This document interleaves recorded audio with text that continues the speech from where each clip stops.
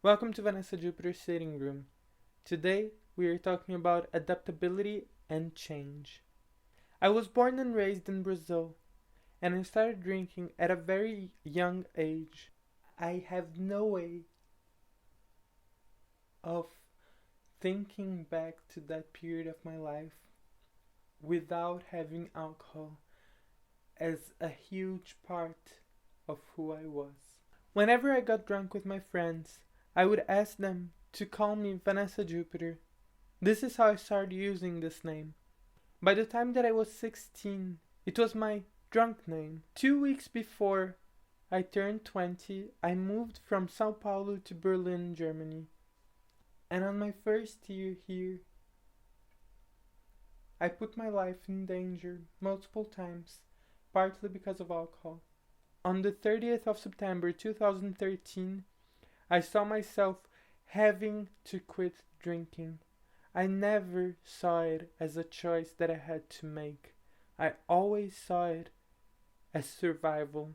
The day after the last time I drank, the thought most present in my mind that entire day was, if I feel like this for even one more day, I do not deserve to live. The amount of self-loathing that I felt that day is incomparable to anything else that I've ever experienced. Either I adapted into a lifestyle without alcohol, or I died. That day, I thought that Vanessa Jupiter had died. A few years later, I found the drag community in Berlin. When I started toying with the idea of potentially starting to perform as a drag queen, I knew who my character would be. Vanessa Jupiter. She would have to be reborn. The new version of Vanessa Jupiter would be healing and not destructive. Every time that I looked back into my adolescence, into the years and years of alcohol, it was very difficult for me to find anything that had been healthy about those years.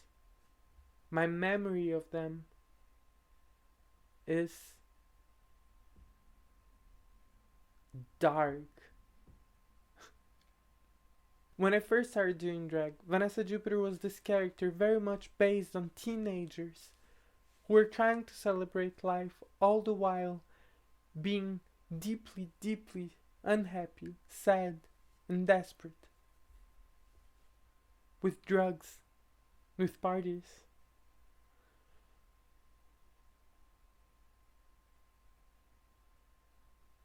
And as time went on, less and less I felt like Vanessa Jupiter was a character for me. More and more, the performance became who I was. If I have any type of interest, I want to start taking that interest into my drag activities. If I like horror movies, I want to be in drag while talking about horror movies. If I have feelings, I want to share them in drag as a performance. That's when we get to age 25. I had a bit of an identity crisis. And I noticed that that person that I was as a teenager, the person who drank, had almost nothing to do with who I was anymore. When I use the phrase identity crisis, it sounds like it was something with a beginning and an end. But the truth of the identity crisis is that I noticed that I had changed beyond the point of recognition, and therefore I needed to start seeing myself as a new identity. I adapted once again. The year is now 2020. On the day that this video comes up, it's been exactly 7 years since I quit drinking. And in those 7 years, I've tried to learn how to better adapt and embrace change that is thrown my way. And this year, more than ever, this is a lesson I believe we all need. We need to know how to adapt to change and to accept it when it comes.